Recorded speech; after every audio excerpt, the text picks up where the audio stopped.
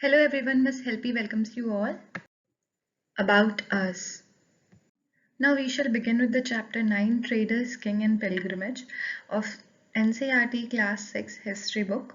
Okay, here that some of the childrens, okay, who have visited for what for just enjoying in a fair, okay मेले में गए हैं और वहाँ पे वो देख रहे हैं कि बहुत सारे तरीके के अलग अलग कटलरीज मिल रहे हैं जैसे शाइनी स्टील के bright buckets cloth printed clothes मिल रहे हैं, बहुत सारे फ्लोरल डिज़ाइन के क्लोथ्स मिल बहुत सारे क्लॉक वर्क टॉयज वगैरह मिल रहे हैं। ये सारे वहाँ के बच्चों को फैसिनेशन हो रहा है, ये सब देख के वो फैसिनेट हो रहे हैं, यानी वो मोहित हो रहे हैं देख के कि वाह कितना सुंदर खिलौना है, बर्तने हैं। ठीक है, तो इस तरीके से वो मतलब यहाँ पे जो भी ये मेन लोग जो भी ये मतलब जो भी वहाँ पे सेल्समैन हैं जो बेच रहे हैं सामानों को, ठीक है, ये सभी चीज़ों को, टॉयज़ को, बर्तनों को, तो वो सब बसेस में आए हैं, ठीक है, या फिर ट्रक में आए हैं और फिर जब भी रात होता है तो वो वापस चले जाते हैं सब कुछ सेल वगैरह करके। तो वहाँ पे एक बच्ची ये सोचती है कि ये ट्रेडर्स आते हैं फिर यहाँ पे मतलब खरीदते कहीं, मतलब कहीं और सामान बनता है, कहीं और से लेके आते हैं और बेचते कहीं और है, और फिर लोग उसको कहीं और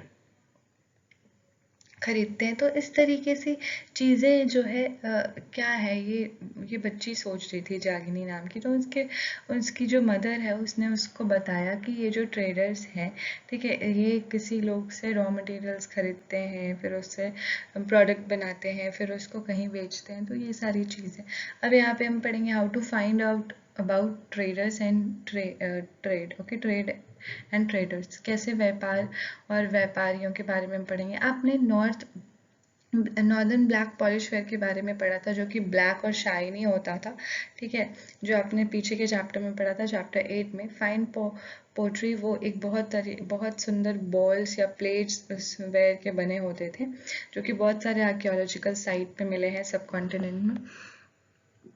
Now coming to that how people can reach to these places, वो इस तरीके के places पे कैसे पहुँचते थे। मे बी वहाँ लोगों ने वो बेचा होगा या फिर वहाँ के लोगों ने उसे खरीदा होगा। तो all these things are okay अदे। अब ट्रेडर्स जो है ये देखो यहाँ पे, वहाँ पे कुछ खरीदा जो मैंने बोला। अब यहाँ पे साउथ इंडिया में क्या था, मतलब नॉर्थ तो आपके इसके लिए फेमस था ब्लैक पॉलिश वेयर के लिए, अब साउथ इंडिया में क्या फेमस था, गोल्ड था, स्पाइसेस था, स्पेशली पेपर जो काली मिर्च होती है, ठीक है, और प्रेशियस स्टोन कुछ कीमती पत्थर, ठीक है।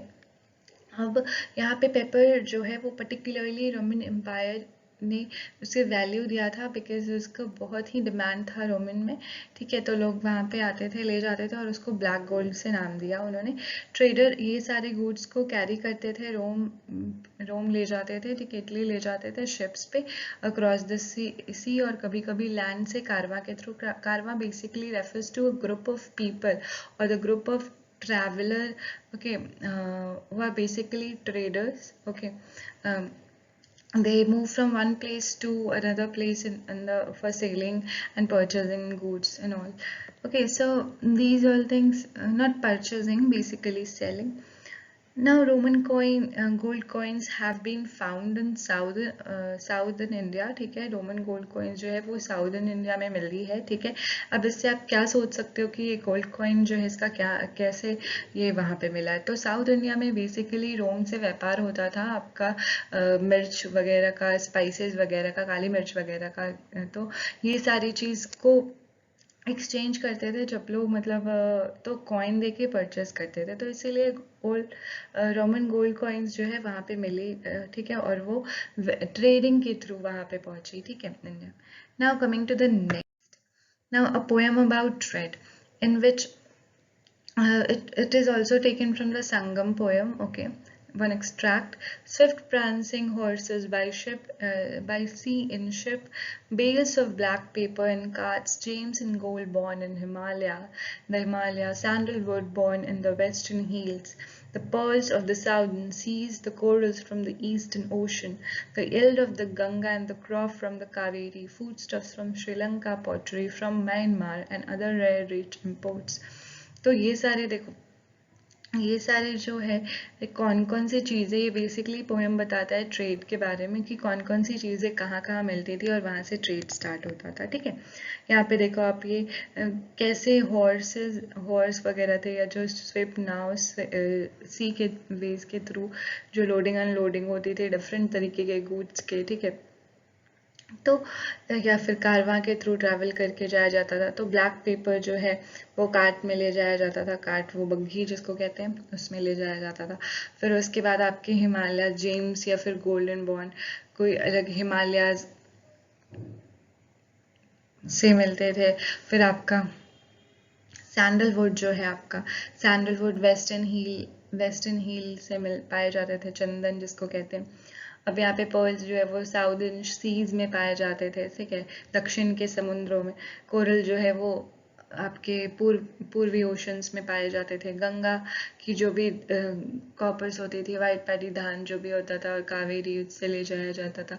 फूड स्टफ जो खाने की कुछ कुछ पदार्थ होती थी, खाने का जो पदार्थ होता है, खाने का जो सामान होता है, वो सब आपका श्रीलंका से ले जाया जाता था। पॉटरी म्यांमार जो अभी करेंटली म्यांमार के जिसको, तो वहाँ से पोट्री ले जाया जाता था। और भी बहुत सारे रेयर और रिच इम्पोर्ट्स यहाँ पे होते थे। ये सारे लिस्ट बनाना है कि क्या क्या चीज़ें आपको इसमें दिख रही है इम्पोर्ट, तो यहाँ पे देख सकते हो आप। Black pepper, James, gold, sandalwood, pearls, coral, crops, food stuffs, okay, potteries, ये सब का लिस्ट बनाना है। ट्रेडर बहुत सारे सी रूट्स को एक्सप्लोर करते थे, और सम ऑफ दी मतलब कुछ इनमें से जो थे वो अरेबियन सी को जाते थे और कुछ वेस्ट बंगाल को जाते थे। जहाँ पे कभी कभी सेलर्स जो है वो मानसून विंड का एडवांटेज लेते थे, जिसके कारण जैसे मानसून विंड जैसे उनके साथ ही चला, ठीक है, तो वो उनके साथ जल्दी जल्दी सिप सेल करके चले जाते थे। तो इस तरीके से अगर उनको वेस्टर्न कोस्ट पहुंचना था, subcontinent from east Africa to Arabia, तो फिर वहाँ पे वो साउथ वेस्ट मानसून के टाइम के आसपास का टाइम में वो सिप सेल करना स्टार्ट करते थे, ताकि वो जल्दी से लॉन्ग जर्नी को कवर अप कर सके। अब किंगडम्स बनी जो है कोस्ट के पास, ठीक है, ये कोस्टल एरियाज के पास जो किंगडम्स इमर्ज हुई, वो पहले थी आपकी by coast line with heels, plateaus, river valleys. इसमें बहुत सारे जो है नए नए किंगडम्स इमर्ज हुए। रिवर वैलीज में कावेरी सबसे फर्टाइल लैंड था। ठीक है, कावेरी के पास जैसे नॉर्थ में गंगा लैंड फर्टाइल था, वैसे ही कावेरी साउथ में फर्टाइल था। चीफ्स और किंग जो है उस रिवर वैलीज को, वहाँ के कोस्ट को कंट्रोल करके रखते थे, ताकि वो और रिच और पावरफुल बन जाए। ठीक है, इस तरीके से संगम पोयम में एक मूवेंडर भी मेंशन है, जिसका मतलब होता है थ्री चीफ्स। ठीक है, तमिल वर्ड है, इसका मतलब होता है three chiefs, used for the head of three ruling families. तीन डिफरेंट डिफरेंट फैमिलीज के अपने अपने चीफ्स अपॉइंट होते थे, जो उस कोस्टल वैलीज, उस रिवर वैली को रूल करते थे। That is known as Cholas, Cheras and Pandyas. You can locate them in map number 710 page 105। ये सारे पावरफुल बने अराउंड 2300 ईयर्स अगो। ये जो सभी के तीन तीन जो चीफ्स होते थे, उनका दो सेंटर होता था। पहला तो एक इनलैंड में, कि लैंड में जितने लोकेटेड एरिया है उस पर कंट्रोल कर सके, और दूसरा उनका कोस्ट लाइन पे यानी समुद्री तट पे। अब यहाँ पे 6 सिटी थी, जिसमें से दो बहुत पॉपुलर थे, पहला पुहार और दूसरा कावेरी पट्टिनम। ओके, जिसमें कावेरी पट्टनम जो था वो पोर्ट ऑफ द चोलास था, और जो मदुरई था वो कैपिटल था पांड्यास का। ठीक है, अब यहाँ पे करते हैं, चीफ्स जो है वो रेगुलर टैक्स नहीं कलेक्ट करते थे। इंस्टीड वो क्या करते थे, वो गिफ्ट डिमांड करते थे, और गिफ्ट उन्हें मिलता भी था लोगों से। और उनका जो they also went on military expeditions and collect tribute from neighbouring areas. वो मतलब मिलिट्री एक्सपेडिशंस के लिए या फिर और सारी चीज़ों के लिए नेबरिंग एरियाज से उनका मेंटेनेंस के लिए लेते थे। ठीक है, और खर्च वगैरह, और कुछ जो वेल्थ होते थे वो रखते थे अपने पास। बाकी जो अपने सपोर्टर्स होते थे, जो भी राजकाज में उनका हेल्प करते थे, उनको वो दे देते थे। ओके, उनमें डिस्ट्रीब्यूट कर देते थे। अब यहाँ पे बात करती हैं करते हैं अगर कि ये जो rest among is the supporters including family, soldier, poets, बहुत सारे पोएट्स ऐसे होते थे जिनका कॉम्पोजिशन जो होता था वो संगम कलेक्शन जो कंपोज होता था, ठीक है, बेसिकली उसमें जो इन सारे चीफ्स का गुणगान रहता था उसमें कि लोग क्या अचीवमेंट रह चुकी है, लोगों ने किस तरीके से क्या क्या उनका मतलब क्या क्वालिटीज़ है उनका, मतलब सब कुछ लिखा हुआ होता था उसमें। और फिर उनके बाद जब वो प्रेज लिखते थे, इतना सारा बड़ाई लिखते थे उन चीफ्स का, तो उनको रिवॉर्ड भी मिलता था, precious stone, gold, horse, elephants, chariots, fine clothes, ये सब। अराउंड 200 साल पहले एक डायनेस्टी आई जिसको कहा जाता है सतावाहनास, ओके, जो कि पावरफुल बने वेस्टर्न इंडिया में। सतावाहनास जो थे वो गौतमी पुत्र श्री सतकर्णी थे, ठीक है।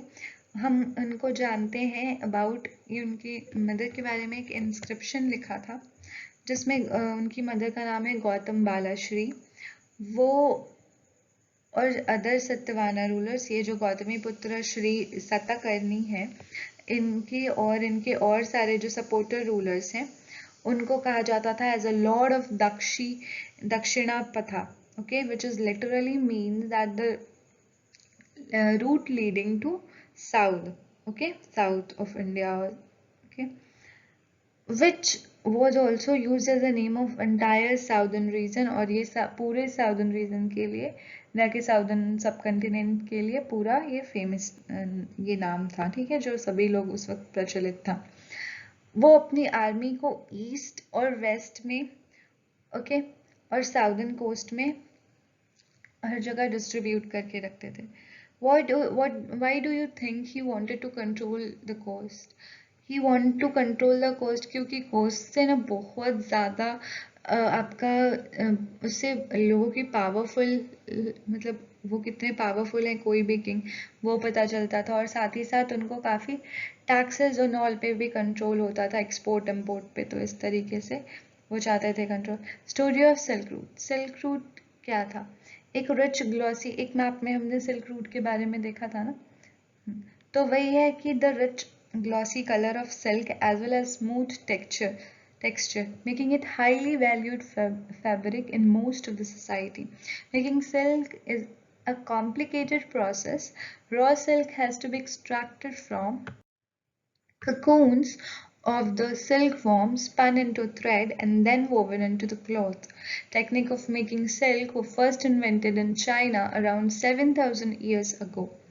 इसमें क्या है कि आपको सिल्क जो है वो कैसे बनता है, ठीक है, वो एक शाइनी फैब्रिक होता है जिसका टेक्सचर जो होता है काफ़ी शाइनी और लश्चरस होता है, और लोग उसको पहनना पसंद करते हैं।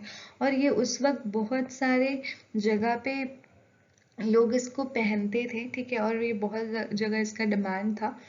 लोग अगर बात करें, अगर हम सबकी सिल्क को कैसे बनाते, तो सिल्क जो है वो कोकून जो होता है सिल्क वॉर्म का, उससे बनता है, ठीक है। उसको थ्रेड में स्पन करते हैं, उसका मतलब कोकून निकलता है, उसको थ्रेड में मतलब थ्रेड में बनाते हैं, ठीक है, उसके कोकून से जो भी वो उसको पानी में कैसे, उसका एक प्रोसेस होता है, उसको पानी में बॉईल करके फिर उससे जो निकलता है एक्सट्रैक्ट होता है, फिर उससे जो एक्सट्रैक्ट होता है उसको फिर वो पतले पतले से एकदम बिल्कुल रुई के छाले जैसे होंगे, और फिर उसको थ्रेड में पिरो कर फिर उसको क्लोथ मतलब थ्रेड बना के, नॉट पिरो कर, थ्रेड में बनाकर उसको बिल्कुल, और थ्रेड में बनाकर फिर उससे क्लोथ्स बनाते थे।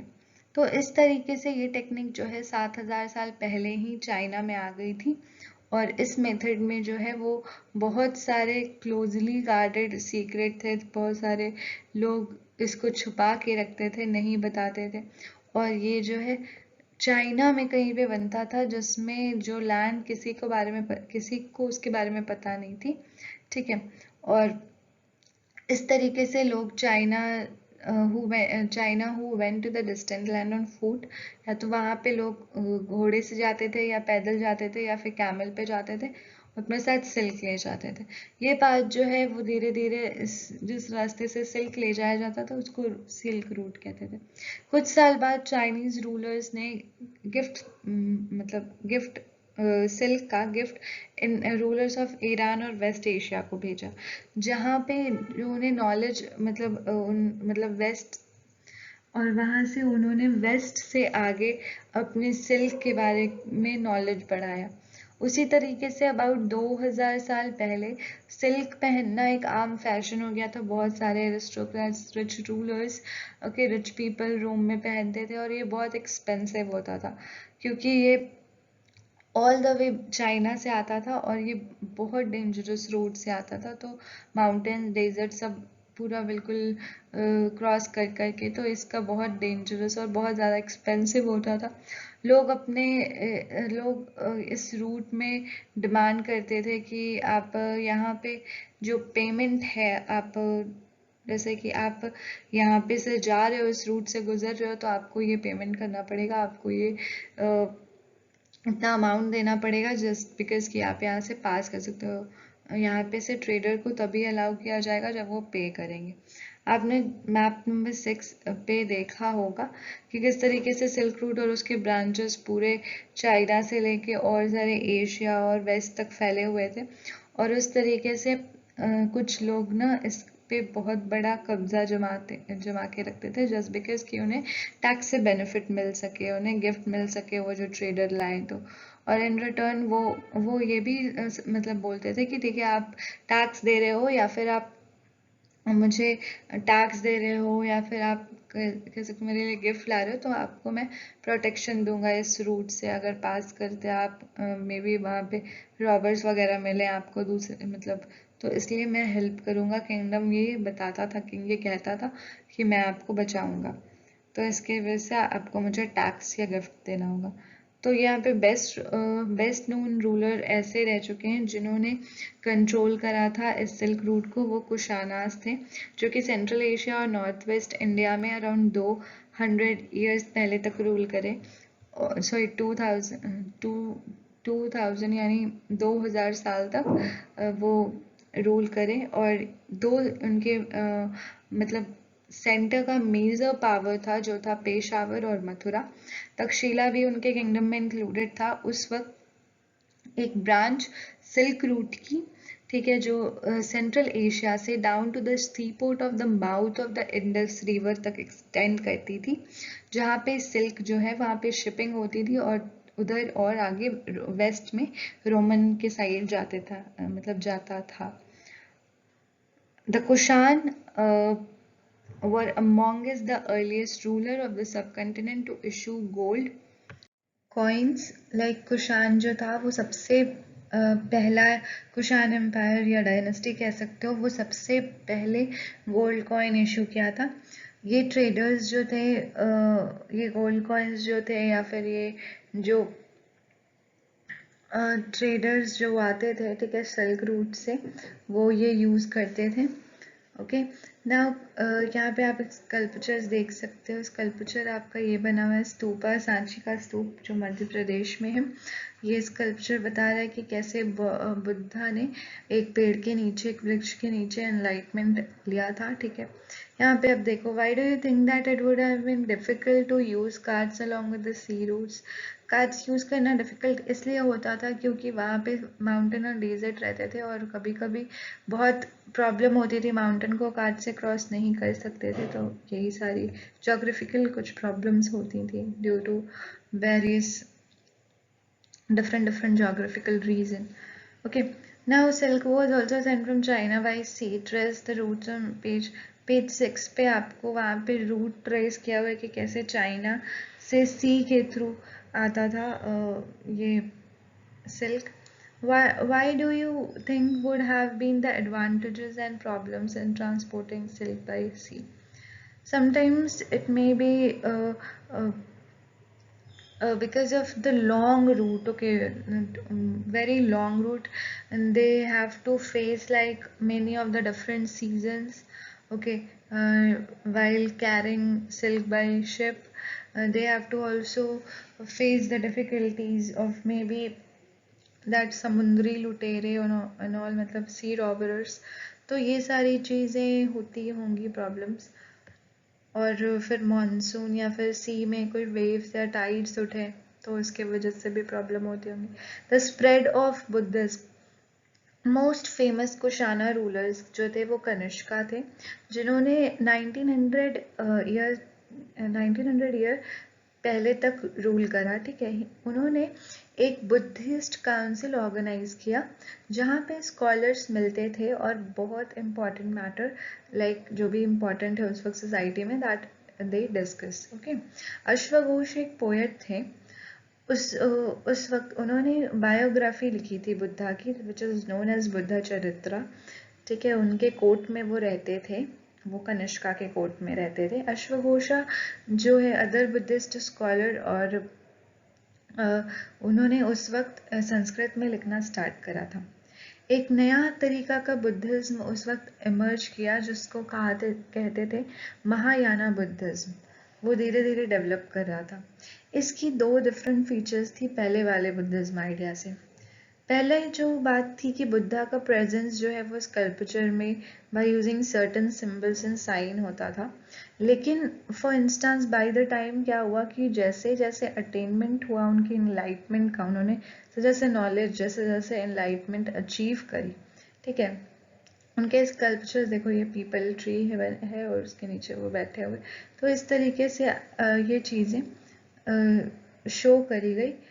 और फिर उसके बाद जो स्टैचूज थे जो बुद्धा के, वो बहुत सारे जो है मथुरा में थे और कुछ जो है नए नए तक्षशिला में भी बनाए गए थे। दूसरा चेंज ये हुआ कि बोधिसत्वा का change was a believe in Bodhisattvas. एक नया बिलीव आया बोधिसत्वा में। ये ऐसा होता था कि these were the suppose to be a person जिन्होंने एनलाइटमेंट अटेन कर ली है, ठीक है, वो बोधिसत्वा के बिलीव पे यकीन करते थे, उनका फेथ उस पे था। वंस उनको एनलाइटमेंट मिल जाता था, वो कंप्लीटली आइसोलेशन में रहते थे और अपना पीस मेडिटेट करते थे, ठीक है, बस ध्यान में लगे होते थे। However instead of doing that, वो दूसरे कभी कभी ऐसा भी होता था जैसे भी कि ये सब करने के बावजूद भी वो लोगों को कभी कभी पढ़ाते थे वर्ल्ड के बारे में और दूसरे लोगों का हेल्प करते थे कि दुनिया कैसी है, लोग कैसे हैं, और मतलब वो चीज़ें जो भी उन्होंने ज्ञान अक्वायर किया था वो ये बताते थे। वर्शिप ऑफ बोधिसत्वा जो है वो बहुत पॉपुलर हुआ। बेसिकली ये सेंट्रल एशिया, चाइना और कोरिया, जापान में भी हुआ, जिसमें बोधिसत्वा बुद्धा को तब कहा गया जब उन्होंने एनलाइटमेंट ले ली थी, ठीक है, वो उन्होंने एनलाइटमेंट अचीव कर ली थी। और फिर उसके बाद उनका जो आइडल बना या फिर उनके बाद जो उन पे बिलीव किया गया वो बोधिसत्वा के नाम से, और ये धीरे धीरे सेंट्रल एशिया, चाइना और कोरिया और जापान में स्प्रेड हुआ। बुद्धिज्म जो है वेस्टर्न और साउदर्न इंडिया में भी हुआ स्प्रेड, क्योंकि वहाँ पे बहुत सारे मॉन्क एंड ऑल रहते थे केव्स वगैरह में जो बना के पहाड़ के अंदर। और कुछ केव जो है वो किंग और क्वीन के ऑर्डर पे भी बने होते थे, कुछ मर्चेंट, कुछ farmer.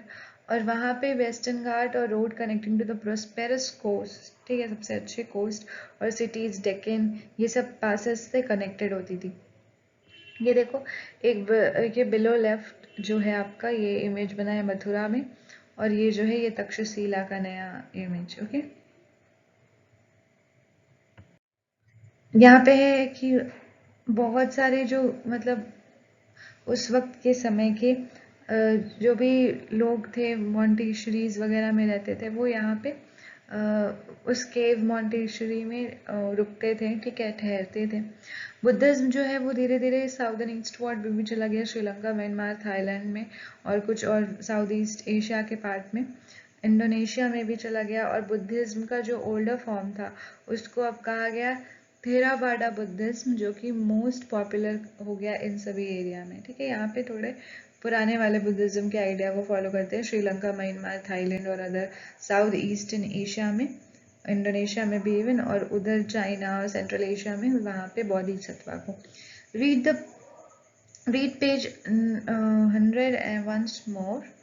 Okay, can you think of how Buddhism spread to these lands? After further we'll read that. Okay, this is a cave at Karli, Maharashtra.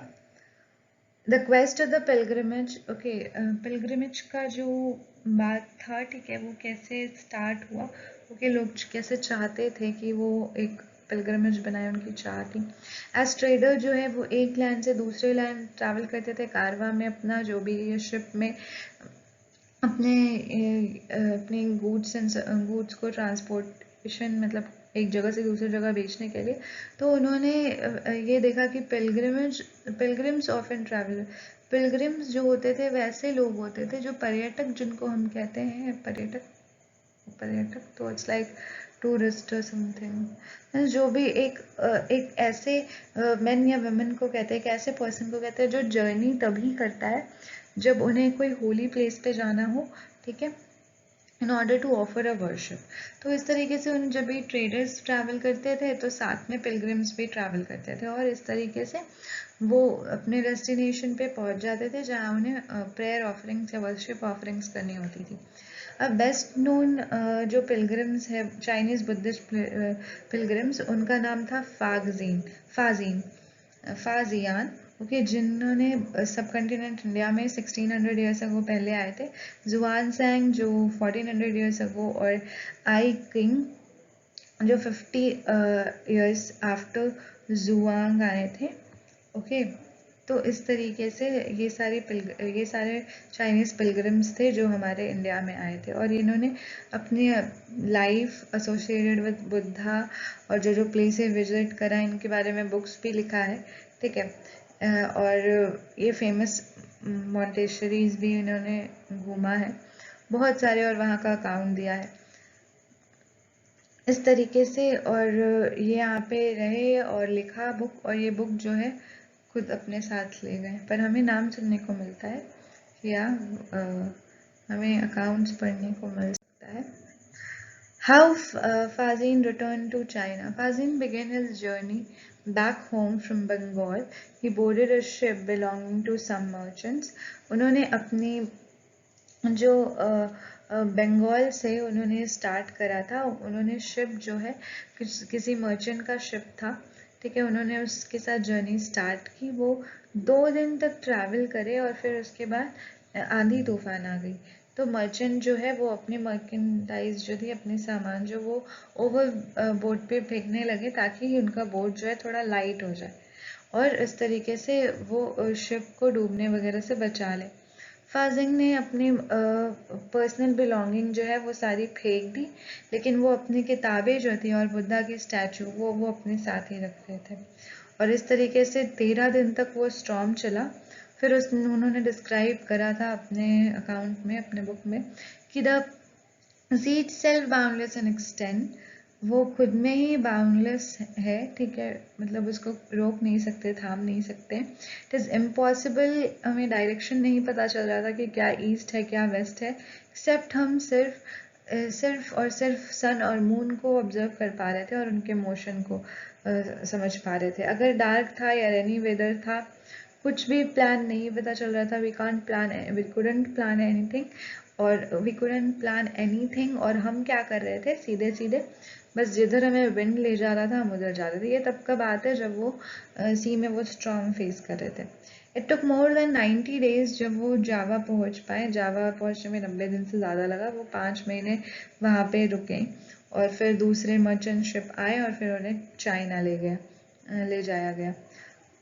Try and trace कि किस रूट से फाजिंग जियान गए होंगे. मैप 6 में. Why do throw away book? Because ये तो आप map पे देख लोगे, ठीक है, कि क्या सी रूट रहा होगा.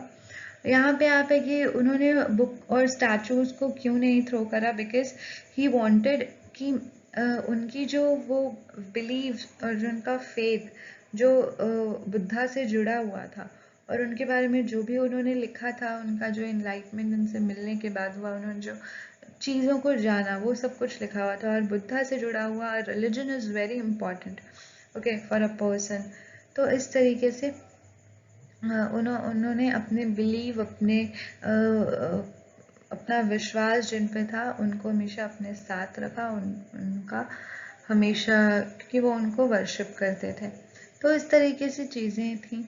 अब यहाँ पे जुआंग जैंग जो थे वो लैंड रूट लेन के चाइना वापस गए, वो नॉर्थ वेस्ट और सेंट्रल एशिया के थ्रू। और उनकी जो स्टैचू थी बुद्धा की, वो गोल्ड, सिल्वर और सैंडलवुड की बनी हुई थी। और 600 मनुस्क्रिप्ट जो थे उनके पीछे उन्होंने घोड़े पे लाद रखा था। उसमें से 50 मनुस्क्रिप्ट जो है वो खो गए। और कुछ जो है जब वो क्रॉस कर रहे थे इंडस, और फिर बाकी के उन्होंने रेस्ट लाइव जो है, जितने मनुस्क्रिप्ट उनके पास बचे थे उनको ट्रांसलेट करने में लगा दिया, चाइनीज़ में, संस्कृत से चाइनीज़ में। नालंदा एक यूनिक सेंटर था बुद्धिस्ट लेने, जुआंग जैंग और कुछ और पिलग्रिम्स ने वहाँ पे पढ़ाई करी। नालंदा बिहार में है, ठीक है। वहाँ ने उन्होंने मोस्ट फेमस बुद्धिस्ट मंटेशरी जो है उस पीरियड की, उसके बारे में डिस्क्राइब किया। वहाँ पे कहा कि टीचर्स जो हैं वो वहाँ के बहुत सही है, वो उनके पास बहुत टैलेंट और एबिलिटी है। वो बुद्धा की टीचिंग को फॉलो करते हैं सिंसियरली, बिल्कुल अच्छे से फॉलो करते हैं, स्ट्रिक्टली, सिंसियरली, बिल्कुल एक नियमित रूप से। और रूल्स जो है मॉन्टेशरीज का, ठीक है, वो काफ़ी स्ट्रिक्ट है और सबको फॉलो करना पड़ता है। डिस्कशन डिबेट जो वहाँ पे होता है वो ओल्ड यंग के म्यूचुअली, मतलब उसमें हेल्प करते हैं एक दूसरे के। और जो लर्न मैन होते हैं, जो पढ़े लिखे, जो विद्वान लोग होते हैं, वो डाउट्स लास्टली सॉल्व करते हैं। गेट कीपर जो है वो न्यू एंटरेंट से डिफ़िकल्ट क्वेश्चन पूछता है, तब वो उसको अंदर जाने देता है। और इस तरीके से 7 और 8 out of every 10 are not able to answer it. और उसमें से 1 2 ही या 3 लोग ही जा पाते हैं, बाकी 10 में से 7 या 8 लोग नहीं जा पाते हैं, उस गेट में एंट्री नहीं ले पाते। That's the reason why Zhuang wanted to study in Nalanda, because he was influenced by the teaching, the sincerity of the teachers and student over there. Okay, and all the doubts over there were solved, and all the person of that university or that uh, place are highly intellectual. तो इस तरीके से चीज़ें थी। It was the beginning of Bhakti movement then. See, this is a illustration given for Vishnu as Varaha. Okay, this is the image from Iran, Madhya Pradesh, the magnificent statue, which is special form of Vishnu. Okay, the Varaha or a boar. Okay, according to the Puran, you'll see in chapter 11, Vishnu took the shape of a boar in order to rescue the earth, okay, which had sunk in a water, and the earth here is shown as the women. देखो यहाँ पे ये women है, ये आपका अर्थ depict कर रही है, और ये विष्णु अवतार एज बोर उन्होंने लिया था ताकि वो इसे सेव कर सके। तो इस तरीके की आपकी यहाँ पे ये डिपिक्शन है। अब यहाँ पे बिगनिंग ऑफ भक्ति में अगर बात करें तो कुछ डाइटीज, कुछ मूर्तियों की पूजा होने लगी थी तभी, ठीक है। और ये एक तरीका का हिंदू का जो है वो सेंट्रल फीचर बन गया था हिंदू रिलीजन का। और इस तरीके से हिंदू रिलीजन में देवी देवताओं की इम्पोर्टेंस आई, ठीक है। ये डाइटीज बेसिकली शिवा होता था, विष्णु होता था, गॉडेस लाइक दुर्गा होती थी। तो इस तरीके से आपकी ये चीज़ें थी। ये डाइटीज जो है वर्शिप होते थे भक्ति के थ्रू, ठीक है। जो आइडिया थी, जो आइडिया बतलाती थी कि ये डाइटीज का वर्शिप होगा, वो आपका भक्ति थी। ये आइडिया बहुत पॉपुलर हुआ था एक समय में। भक्ति जो है वो जनरली एक पर्सन का जो डिवोशन होता है, जिस भी डाइटी, जिस भी भगवान को, जिस भी मूर्ति को आप पूजा करते हैं, उसके प्रति आपका क्या डिवोशन है, आपकी क्या आस्था है, ठीक है। दैट डिपेंड्स ऑन आपका विश्वास क्या है, उस पर फेथ क्या है, ये बताता है। अनदर वेदर कोई भी रिच हो, पुअर हो, belonging to any of the high और लो कास्ट, सबका अपना अपना भक्ति होता था। वो कोई भी अपना भक्ति का पाथ फॉलो कर सकता था, मेन हो, वेमेन हो, कोई भी। आइडिया भक्ति जो है वो भागवत गीता में लिखी हुई है, जिसमें एक सेक्रेड बुक है हिंदू रिलीजन की, जिसको कहते हैं जो इंक्लूड आता है महाभारत में। ठीक है। कृष्णा इसमें, द गॉड कृष्णा, उन्होंने अर्जुन, उनके डिवोटी और उनके फ्रेंड दोनों रहते हैं अर्जुन, उन्होंने उनसे वो कहा था कि तुम अपने जो है, तुम सारी धर्मास जो है, to abandon all the dharmas and take refuge in him, as he can set Arjun free from every evil. उन्होंने कहा था कि तुम सब कुछ मतलब सब कुछ छोड़ दो और भक्ति की राह पर चलो। ठीक है। और इस तरीके से मैं तुम्हारे साथ हूँ और मैं तुम्हें हर ईविल से बचाऊंगा, हर बुराई से बचाऊंगा। ये एक तरह का वर्शिप है जो कि ग्रेजुअली अलग अलग पार्ट, देश के अलग अलग कोने में स्प्रेड होते गया। और इस सिस्टम, जो भक्ति की सिस्टम जो है वो फॉलो हुई, और ये बेसिकली एम्फसाइज करता था, ये बेसिकली जो है एड्रेस करता था आपके डिवोशन, एक इंडिविजुअल का डिवोशन, उसका वर्शिप टुवर्ड्स अ गॉड और गॉडेस। ठीक है। इस तरीके से कोई, rather than performing any of the sacrifice, में कोई sacrifice वगैरह नहीं देना पड़ता था। It's just about devotion और worship जो आप कर रहे हो लोगों के लिए। तो मतलब लोगों के लिए नहीं, मतलब भगवान के लिए। ठीक है, गॉड या गॉडेस के लिए। तो इस तरीके से, और इसमें कोई सैक्रिफाइस नहीं होता था, कोई अंजना परफॉर्म नहीं करना है, कुछ किसी का बलि या सैक्रिफाइस आपको नहीं देना है। सैक्रिफाइस मीन्स ऑफ एनीथिंग, आपको ये सब कुछ नहीं करना है, किसी को हर्ट वगैरह नहीं करना है, को सिर्फ और सिर्फ डिवोशन दिखाना है, फेथ दिखाना है, वर्शिप करना है। Okay. According to the system of believe, ये जो बिलीव का जो सिस्टम था, एक डिवोटी को एक चूजन डाइटी, जिन पे वो मानते हैं, पूरा दिल से विश्वास करते हैं, उन डाइटी को, जिनका भी उनसे मतलब लगाव है, जैसे if you want to worship Lord Vishnu, if you want to worship Lord Shiva, you can go for anyone. Okay. Once the idea gained acceptance, और इस तरीके से एक अगर आइडिया बन गया ये, और डाइटीज जो है मतलब मूर्ति, वो आर्टिस्ट बनाने लगे और उनके इमेजेस भी बनने लगे डाइटीज के।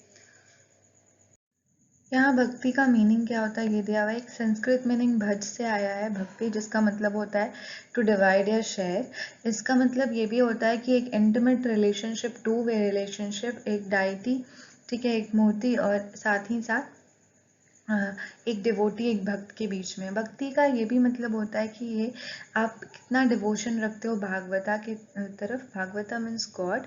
ठीक है। इसका मतलब, भक्ति का मतलब ये भी होता है कि लोग अपने जो भी अपना पजेस करते हैं, जो भी उनके पास प्रॉपर्टी है, वेल्थ है, बुद्धि है, इंटेलेक्चुअल्स है, वो सब जो है वो अपनी शेयर करें गॉड, अपने जिस भी चूजन डाइटी या गॉड को मानते हैं उसके साथ। ठीक है। तो इस तरीके से मे बी अगर उनके पास गुड फॉर्चून है, अच्छा भाग्य है, तो वो भी भगवान की देन है, वो भगवान भी उनका भाग है। ठीक है। और वो भी भगवान के भाग है। इस तरीके से डिवोटी जो है, जिनको भक्ता आमतौर पे कहते हैं, उनको भागवता भी कहते हैं, वो अपनी जो भी गुड फॉर्चून थी, जो भी उनके पास पोजेशन होती है, वो अपने चूजन डाइटी को शेयर करते हैं एज अ भागा। एक पोयम है भक्ता के द्वारा यहाँ पे लिखा हुआ, जिसमें ये कह रहा है कि ये जो लिटरेचर जो है, भक्ति की लिटरेचर, ये कहती है कि दैट रिचर्स लर्निंग हाई स्टेटस जो है, वो हमेशा ऑटोमेटिकली एक क्लोज रिलेशनशिप नहीं इंश्योर करते हैं किसी भी डाइटी से। उनका एक पोएम कंपोज्ड है तमिल में बाय अपार, जो एक शिवा के डिवोटी थे, और वो 1400 ईयर्स अगो पहले थे, और वो एक वेलार थे। ठीक है, like bigger land owners, landlord. तो उन्होंने ये कहा कि मतलब लोग जो है, एक इन्होंने स्टैंजा लिखा है, the lepers with rotting limbs, the man who is regarded as low by the Brahmin, even the scavengers, even these men, if they are servant, that is devotee of him who settles the kung in his strong hairs, I worship them, these are gods to me। तो ये एक तरह से इन्होंने बताया है कि God जो होते हैं वो एक एक मतलब कुछ भी नहीं देखते हैं। ठीक है, कि कौन रिच है, कौन पुअर है, किसका सोशल स्टेटस क्या है। मे बी अगर मुझे बहुत लो कैटेगरी का फील कराया जाए, मैं इसके वेंजर्स हूँ, मैं शूद्र हूँ, लेकिन फिर भी मैं अगर चाहूँ तो मुझे वो लॉर्ड शिवा जो हैं उनसे मैं उनका भक्त हूँ, तो वो मुझे कभी भी अपने आप से दूर नहीं रखेंगे, वो हमेशा मुझ पे अपनी कृपा बनाए रखेंगे या ब्लेसिंग्स रखेंगे, क्योंकि वो जैसे जैसे भी हैं, ठीक है, इवन वो वैसे भी लोगों के भगवान हैं जो कि स्कैवेंजर्स है, सर्वेंट है, ठीक है, और उनकी जो है उनकी वर्शिप मैं करता हूँ और वो हमारे लिए देवता के समान है, ठीक है, वही हमारे लिए देवता है। तो इस तरीके से पोएट यहाँ पे क्या सबसे ज़्यादा कीमती क्या चीज़ को मान रहा है, सोशल स्टेटस या डिवोशन? ऑब्वियसली डिवोशन, क्योंकि सोशल स्टेटस जो है वो मायने नहीं रखती, आपको एक इंटीमेसी होनी चाहिए, टू वे रिलेशनशिप होना चाहिए अपने और अपने भगवान के बीच में, ठीक है, अपना हर भागा में अपने भगवान को, अपने गॉड को शामिल करने की। तो यहाँ पे सोशल स्टेटस के कोई भी हो आपका, कोई भी भक्ति के पाथ पे चल सकता है, कोई भी किसी से भी डिवोशन, किसी को भी डिवोशन किसी के भी डिवोशन में रह सकता है, ठीक है। ये डाइटीज़ स्पेशल होते थे तो इनके इमेजेस या फिर इनके डाइटीज़ जो हैं स्पेशल होम्स में रखा जाते थे, वैसे स्पेशल होम को टेम्पल कहते थे। भक्ति जो है कुछ बेस्ट एक्सप्रेशन आर्ट की दिखाती है, जिसमें स्कल्पचर्स, पोट्रीज, आर्किटेक्ट, ये सब भगवान के गॉडेस के स्टोरीज को डिपिक्शन करने के लिए बनाए गए थे।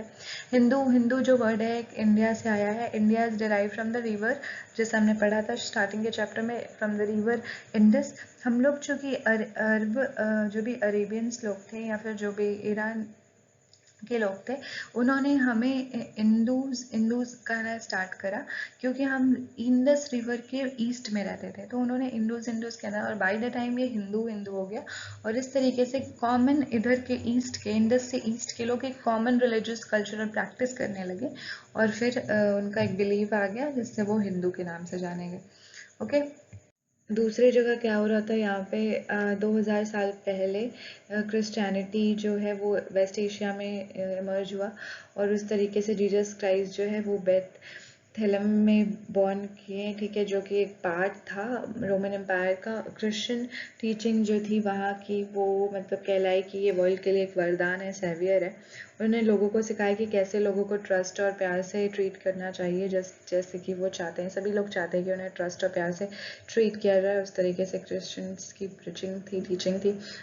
होली बाइबल बुक से एक एक्सर्प्ट लिया गया है, मतलब एक्सट्रैक्ट लिया गया है, और उसमें बताया गया है कि ब्लेसिंग्स जो ऐसे होते हैं लोग जो लोग को प्यास है, ठीक है, भूख है सही रास्ते पे चलने की, ठीक है, और वो चीज़ पूरा भी होना चाहिए। ब्लेस वो हैं जो कि दयावान हैं और उनको मर्सी भी मिलती है दूसरे लोगों से। ब्लेस वो हैं जिनका हार्ट प्योर है और भगवान भी उन्हें देखता है। ब्लेस वो हैं जो कि शांति बनाए रखना चाहते हैं, पीस मेकर हैं, और उनको भगवान के पुत्र कहा जाता है, सन ऑफ गॉड कहा जाता है।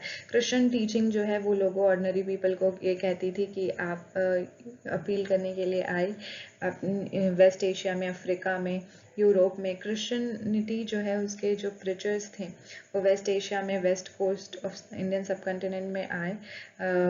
कुछ जीसस क्राइस्ट के मृत्यु के 100 साल के बाद आप मैप पे देखोगे कि कौन सा रास्ता उन्होंने इस्तेमाल किया था। क्रिश्चियन जो केरला में रह रहे हैं अभी वो सीरियन क्रिश्चियन है, क्योंकि वो प्रोबेबली वेस्ट एशिया से आए हैं, और उनका जो among the oldest Christian community in the world, उनका क्रिश्चियन का कम्युनिटी सबसे पुराना कम्युनिटी है।